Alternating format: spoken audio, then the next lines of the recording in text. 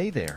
Tonight we're rewinding the clock to the rugged American West of the 1800s, where swirling dust devils dance across endless plains, and the life of a cowboy was anything but the glamorous adventure Hollywood paints it to be. We're peeling back the layers to reveal the raw reality of survival under those vast, unrelenting skies. Picture this, riding from dawn till dusk, with nothing but your trusty horse, quick wits, and sheer grit to keep you alive. If you're digging these tales, don't forget to hit like or subscribe. I'm curious, where are you tuning in from? Drop a comment with your location and the time there. Now, cozy up, take a slow, deep breath, and let your body melt into comfort as we teleport back in time together. Boom. You've just time traveled to the American West of the 1870s. The crisp morning air nips at your skin as you blink awake under the pale glow of first light. You're sprawled on a threadbare bedroll atop packed earth, your back already screaming from another night under the stars. The scratchy wool blanket beneath you feels like sandpaper, and the oilcloth wrapped around your gear is stiff with cold. Around you, shadowy figures stir, your fellow cowboys rousing for another grueling day on the trail. Every muscle protests as you sit up, your body a living testament to yesterday's 14-hour marathon in the saddle. Your legs are permanently bowed from years of riding, your hands rough as leather from rope burns, wind, and endless labor. 3 weeks into this cattle drive, you're herding 2,000 longhorns from Texas to the railhead in Abilene, Kansas. 3 more weeks to go, if the weather holds and the herd doesn't spook. The smell of brewing coffee yanks you fully awake. Cookie, the camp's perpetually grumpy cook, is already hustling at the chuck wagon, stoking the fire and prepping breakfast. That man might be saltier than yesterday's bacon, but right now, the rich aroma of coffee bubbling in that dented pot makes him seem like an angel delivering salvation. Your mouth waters at the thought of hot coffee cutting through the trail, dust permanently lodged in your throat. Rise and shine, boys, barks the trail boss, his voice raspy from years of shouting over wind and cattle. Sun's up, and them cows ain't gonna move themselves. You rake fingers through your hair, grimacing at the grease and grit built up over days without a wash. The bandana around your neck will soon double as a dust mask, though you know from experience it's a losing battle. By day's end, you'll still be chewing dirt with every breath. Your sweat-stained Stetson, battered by sun and rain but still holding its shape, sits ready beside your bedroll. Those wide brims aren't just for show. They're the thin barrier between your face and the desert sun's relentless peel. Around camp, 15 other cowboys shake out stiff limbs, pull on worn boots, and shuffle toward the coffee pot like zombies drawn to lifeblood. This crew is a patchwork of hard men from every corner, freed slaves from the South, Mexican vaqueros who taught American cowboys most of what they know, European immigrants chasing fortune, and young men born to the saddle out here in the territories. Out on the trail, none of that matters. Just the shared wage, shared dangers, and shared misery that levels them all to the same dust-covered existence. You grab your boots and give them a violent shake, a habit burned into you after one too many scorpion surprises.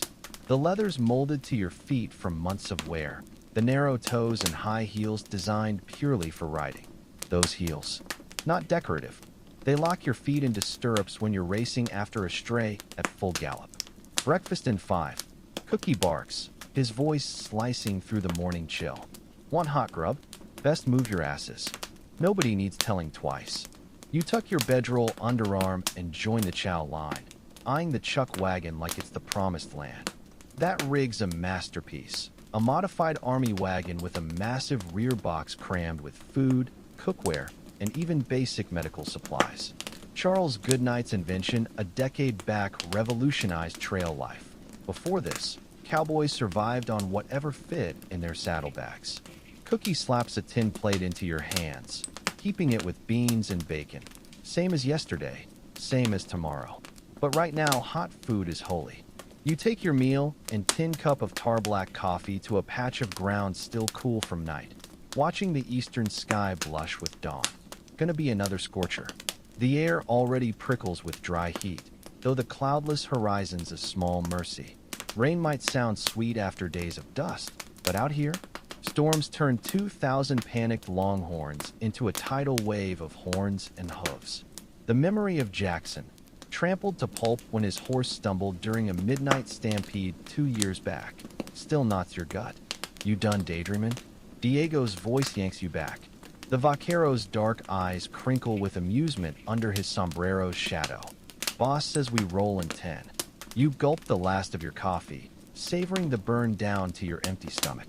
The beans and bacon vanished in seconds. Another trail-learned skill.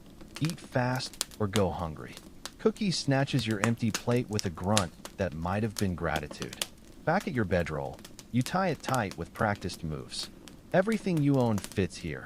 A spare shirt, extra socks, a tobacco pouch, a straight razor, and a dog-eared photograph of your mother. $35, a month's wages, nestles in your boot. Not much, but enough to keep you fed between drives when ranch work dries up come winter. You strap the bedroll behind your saddle and turn to your gelding. This steady horse has been your partner for 3 hard years. Running hands down his legs, you check for swelling or heat, then pick debris from his hooves with ritual care. A lame horse out here isn't just inconvenient, it's a death sentence. The nearest town is 4 days' ride away, and no cowboy can keep pace with a cattle drive on foot. Mount up. The trail boss's command cracks like a whip, and the camp explodes into motion. Men scramble into saddles with the urgency of soldiers heading into battle. You swing onto your horse with a creak of leather, your body molding instantly into the familiar contours of the saddle. Years of riding have reshaped your very bones for this. As a mid-level hand, you're assigned flank duty today, keeping the herd bunched tight and chasing down any rebellious steers. Up ahead, the point riders already move toward the bed ground where the cattle spent the night. In the growing light, the massive longhorn herd comes into view, some still lying down, others grazing lazily. Their curved horns, some spanning 6 feet tip to tip, glint ominously in the dawn light. These aren't today's docile beef cattle. These Texas longhorns are half-wild descendants of Spanish stock, lean and mean, with a temper as sharp as their horns. Getting them moving is like convincing a rock slide to reverse course. The point riders circle the front like sheepdogs while drag riders harass the stragglers. You take position along the herd side, your horse alert beneath you, responding to the slightest knee pressure. This is where experience counts, reading cattle like a living river, anticipating their movements before they happen. As the herd begins lumbering forward, a familiar brown cloud erupts around you. You yank your bandana over your nose, but know it's futile. By day's end, you'll still be spitting dirt. The sun climbs higher, turning the prairie into a blistering griddle. By midday, you're riding through an oven. Heat shimmers distort the horizon like a mirage. Sweat soaks through your shirt only to evaporate instantly in the parched wind. Your lips crack like dry riverbeds, and no amount of water seems enough. But you ration your canteen carefully. Every sip must last until evening. Suddenly, movement catches your eye.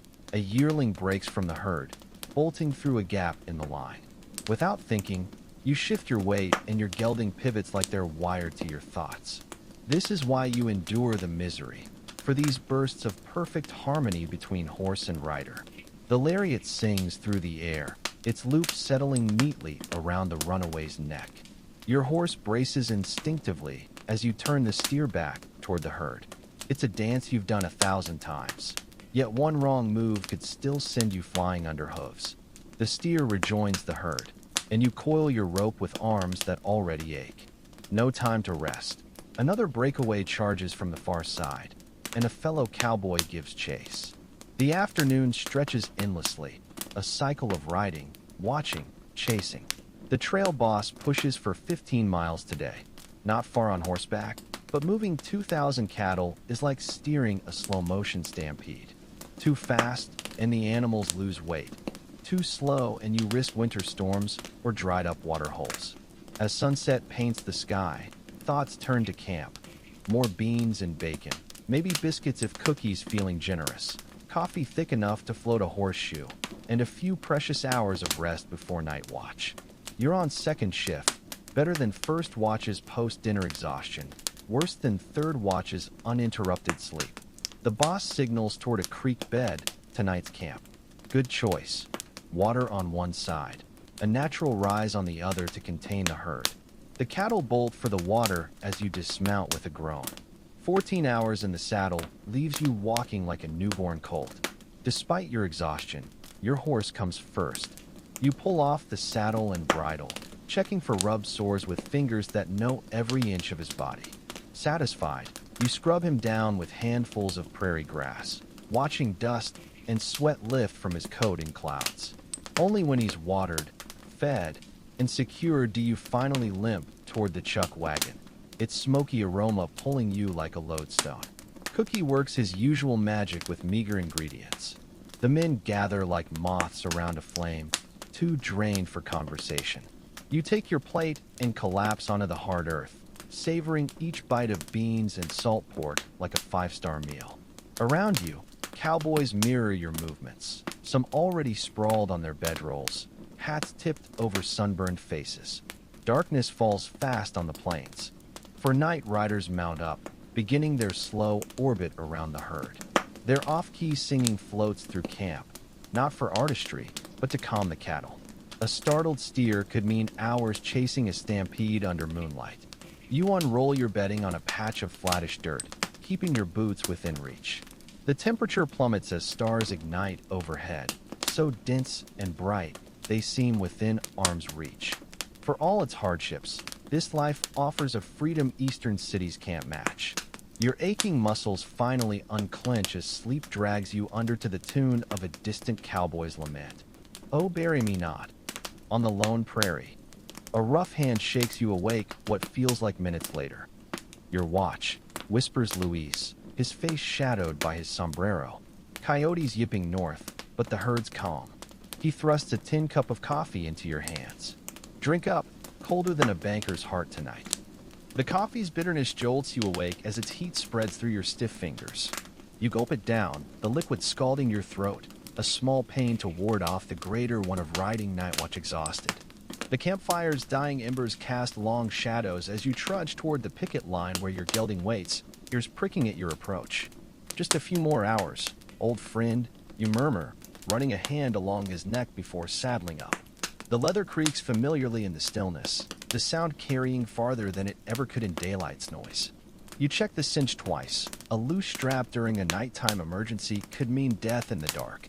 Mounting up, the night swallows you whole. A three-quarter moon silver lights the prairie enough to see shapes but not details. The cattle form a dark, breathing mass ahead, their collective snorts and sighs creating a rhythm as steady as ocean waves. For other riders already circle at walking pace, spaced like compass points around the herd. You take your position, falling into the slow, hypnotic pattern. Night watch is equal parts meditation and vigilance. You hum under your breath, some sad ballad of lost loves and distant homes, just loud enough for the nearest steers to know you're near. Past Jose on his circuit, you exchange a silent hat tip. No words needed, loud voices spook herds, and sound travels freakishly far in this thin air. Your mind wanders back 5 years to when you first signed on, a Missouri farm boy dreaming of adventure. The reality? Brutal work, constant danger, pay that wouldn't buy a decent suit. Yet here you stay, too addicted to the freedom, or maybe just too changed to fit anywhere else now. Movement flickers at the herd's edge, a coyote silhouette slipping between shadows. Your hand flies to your revolver before relaxing. The predator keeps its distance, smarter than the cattle it stalks. You shift in the saddle, your back protesting from days of endless riding. Cowboys joke about being more comfortable on horseback than on foot, but truth is neither position offers relief after weeks on trail. The cold seeps into your bones as the night deepens. Your gloved fingers grow stiff, poor protection against the chill, but vital for preventing rope burns by day. You flex them constantly, knowing full dexterity might mean life or death if chaos erupts. Time stretches like taffy on night watch, marked only by the stars' slow wheel overhead and your horse's plodding steps. Then, a sound that doesn't belong. The distinct snort of a horse not from your remuda. Your pulse spikes as you scan the darkness. Could be a wild Mustang, or Comanche, or rustlers looking to cut out a few steers. You signal Jose with a raised hand, both of you easing toward the noise without alarming the herd. Your Colt rests loose in its holster now, ready but not drawn. A stampede now would be worse than losing cattle. The sound doesn't repeat. After 15 tense minutes, you exhale slowly. False alarm, probably, but your senses stay sharp for the watch's remainder, every shadow potentially hiding danger. The eastern horizon finally pales, stars winking out one by one like dying campfires. Cattle begin stirring, some rising to graze while others stubbornly cling to sleep. The trail boss emerges from his bedroll, squinting at the sky before rousing Cookie for breakfast. Your relief arrives just as the camp starts buzzing with morning activity. "Anything?" Diego asks as he takes your place. "Heard a strange horse around midnight," you rasp, throat raw from dust and night air. Nothing came of it. He nods, already scanning the herd as you turn your exhausted mount toward camp. Every muscle screams, your spine feels fused into a permanent curve from the night's tense riding. But there's no rest yet. Day shift means another 14 hours chasing cattle. At the chuck wagon, Cookie barely glances up from his skillet. "Eat quick," he gruts. "Boss wants us moving early, water hole 10 miles ahead by noon." The coffee revives you enough to choke down bacon and biscuits. Around the fire, men move like sleepwalkers, buttoning shirts, pulling on boots, all performing the morning ritual without conscious thought.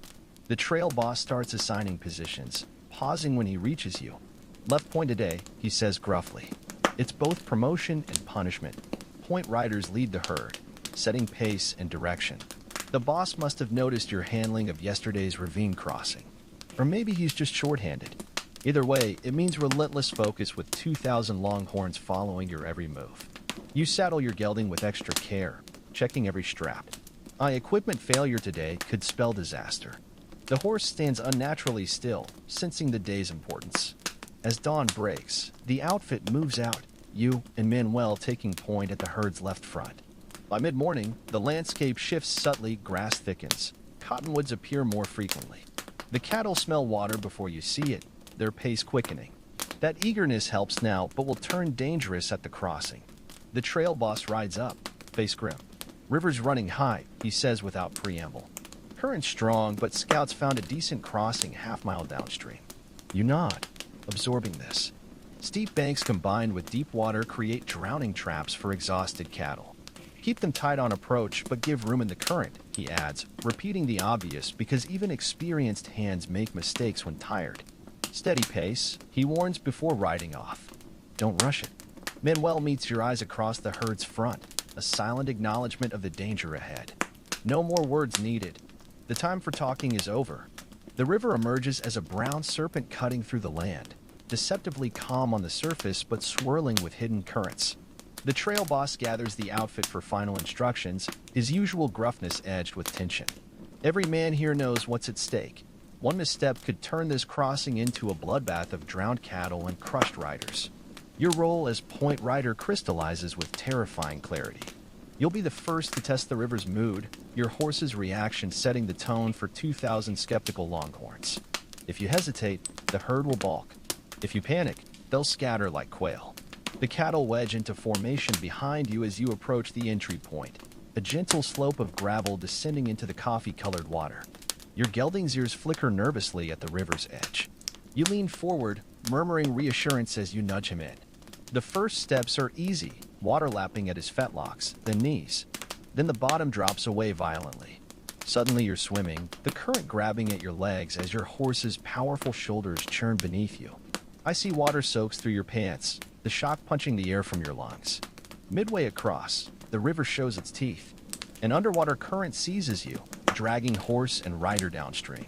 For 3 heartbeats, you're at the mercy of the flow, then your gelding finds hidden reserves, muscles straining as he fights toward the far bank.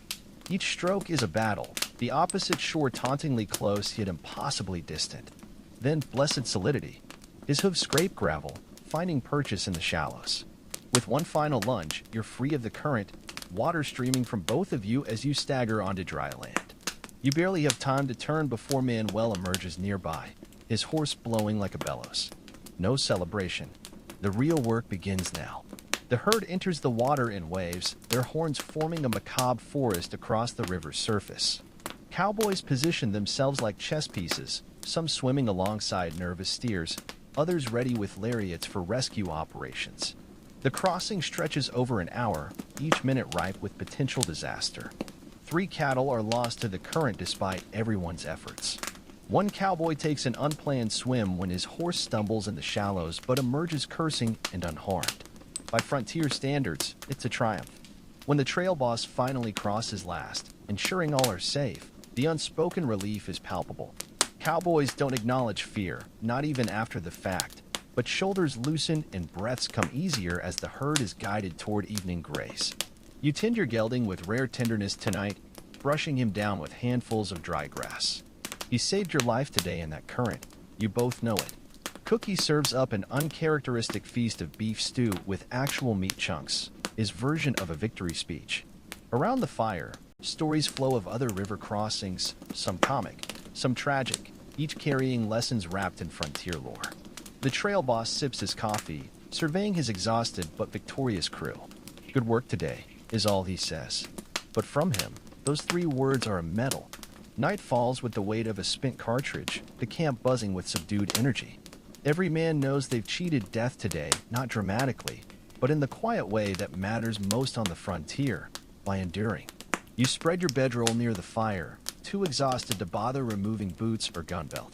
The stars seem brighter tonight, their cold light a reminder of how small this camp is against the vast prairie. Third watch finds you riding slow circles around the settled herd, your body running on instinct alone. The cattle are calm, their bellies full of good grass. Somewhere to the north, coyotes yip at the moon, but they keep their distance from 2,000 horns. Your mind drifts to Abilene, just 2 weeks away if the weather holds. The thought of a real bed and hot bath feels as distant as those stars. A sudden movement snaps you alert, a jackrabbit bursting from the brush. Your hand flies to your Colt before reason catches up. The near misfire leaves your heart pounding. Old Tom, riding nearby, chuckles darkly. Jumpy is a long-tailed cat in a room full of rockers, he drawls. Night watch will do that. Dawn comes mercifully, the sky bleeding from black to gray. The cattle rise with the light, stretching stiff limbs. The trail boss is already up, studying the horizon with a frown. There's a heaviness to the air that spells trouble. Rain would turn the prairie into a quagmire, irritable cattle into potential killers. River crossing today, he announces at breakfast. The collective groan could flatten tents. You're assigned left point again, both honor and burden. The crossing goes smoother this time, the herd remembering yesterday's ordeal. By noon, the outfit makes 15 miles, the landscape changing subtly as Texas gives way to Kansas. The grass grows thicker here, the soil darker. Civilization creeps in at the edges, a distant farmhouse, a fenced field, then a proper dirt road intersecting the trail. That night around the fire, talk turns to Abilene with renewed intensity. The younger cowboys buzz about saloons and women, while veterans swap warnings about gamblers and whiskey prices. You listen, mentally calculating how far $35 will stretch between baths, meals, and maybe a new shirt. Tom slaps your back, his breath reeking of cheap tobacco. "First bath's on me, kid. You smell worse than a skunk-spooked steer." The laughter feels good, real and uncomplicated, like the fire's warmth on your face. 2 weeks dissolve into dust and saddle sores, each sunrise bleeding into sunset with brutal monotony. But today the air crackles with something new. The cattle move with purpose, the cowboys sit straighter in their saddles. Because there, on the horizon, a smudge of smoke betrays Abilene's location. The railhead. Payday. Civilization after 6 weeks of raw wilderness. By midday, the town's outline emerges, first the stockyard's skeletal towers, then church steeples, finally the chaotic jumble of buildings along Main Street. The smells hit you in waves. Coal smoke, fresh-cut lumber, baking bread, and underneath it all, the ripe stench of too many humans packed together. After weeks of prairie wind, it's overwhelming. The trail boss barks final orders as you approach the stockyards. Keep them tight. No spooking at locomotives. The cattle sense the strangeness, their nervous energy requiring extra vigilance. The last mile feels longer than the entire drive, every odd noise threatening chaos. Then, the massive gates swing open. The outfit works like a well-oiled machine, guiding the herd into pens with practiced efficiency. When the last steer crosses the threshold, an unspoken weight lifts from your shoulders. Done. Payment comes in crisp banknotes at the drover's bank, $35 plus a $5 bonus that means more than the money. At the livery stable, you brush your gelding one last time, pressing your forehead to his sweaty neck. Rest up, old friend. The bathhouse is paradise. You sink into scalding water, watching weeks of grime swirl away. The barber's razor scrapes off a beard that could house sparrows, leaving your face strangely light. New clothes from the mercantile transform you from trail-worn cowboy to something resembling civilization. That evening at the Long Branch Saloon, whiskey burns away the last of the trail dust. Diego toasts to the best damn point writer in Texas. Glasses clink. The piano's out of tune, the whiskey's watered, but right now, it's all golden. You wake to unfamiliar sounds, horses clopping on cobblestones, a newsboy shouting headlines, the distant clang of the blacksmith's hammer. For a long moment, you lie still in the hotel bed, the feather mattress cradling your trail-sore body. Sunlight slants through the curtains, painting stripes across the unfamiliar cleanliness of your skin. Breakfast at the Prairie Rose tastes like redemption. Eggs with actual yolks, bacon crisp as autumn leaves, coffee that doesn't double as paint thinner. The waiter stares when you order seconds, then thirds. Let him stare. After 6 weeks of cookies beans, you've got eating to make up for. The mercantile overwhelms your senses. Bolts of colorful fabric, barrels of pickles, glass jars of striped candy, all the luxuries that cease to exist on the trail. You buy practical things first: tobacco, ammunition, a new bandana. Then, on impulse, a small leather-bound book of poetry that fits in your saddlebag. At the post office, a letter from Missouri waits like a time capsule. Your mother's handwriting triggers a pang of homesickness you thought you'd outgrown. Outside under a cottonwood, you read her news, your sister's wedding plans, the new barn roof, gentle questions about your safety. The farm feels simultaneously a lifetime away and achingly close. By afternoon, you're drawn back to the saloons despite yourself. Tom regales newcomers with exaggerated tales of your river crossing, sloshing whiskey as he acts out the drama. And then, wham, the current took him like a twig in a... Like hell, you interrupt, grinning. The water barely reached my stirrups. The lie flows easily, part of the game. Let the greenhorns believe what they want. The truth stays between you and the river. As night falls, you linger at the bar, watching the ebb and flow of cattlemen, gamblers, and working girls. A drunken cowboy draws on another near the faro table, then freezes when the marshal's shadow falls across him. No shots fired, no dramatic showdown. Just a quiet, take it outside, boys that defuses the situation. Real frontier justice is boring like that. Back in your hotel room, the bed feels too soft, the walls too close. You catch yourself listening for the nighttime sounds of the herd, the call of the night watch. Instead, silence. It should be comforting. So why does it feel like loss? The decision comes to you at dawn, as clear as the Kansas horizon. When Diego asks if you'll ride back south with the outfit, you shake your head. Wyoming, you say, the word tasting strange and right. There's good winter work there. They say ranches where a man can learn more than just trail driving. On your last morning in Abilene, you check your gelding at the livery. He's rested, glossy-coated, ready for the trail again. The stable hand eyes your saddlebags. Heard the XY ranch in Wyoming's hiring. They run cattle smarter up there, not just chasing horns across open range. You ride northwest along the stage road, the town's noise fading behind you. Within an hour, the prairie reclaims you, just the wind, the grass, and the steady rhythm of hoofs. Your shoulders drop an inch you didn't know they'd raised. By midday, the signs appear, fences cutting the landscape into squares, plowed fields where buffalo once roamed. Progress, they call it. You spur your horse a little faster. That night, you make camp under the old familiar stars. The fire crackles as you flip through your new book of poetry, the words glowing in the firelight. Whitman's Song of the Open Road resonates in your bones. This is why you turned away from town. Not just for work, but for the space to breathe. As the embers die, you spread your bedroll on ground that still remembers the sun's warmth. The gelding nickers softly, content with his ration of grain.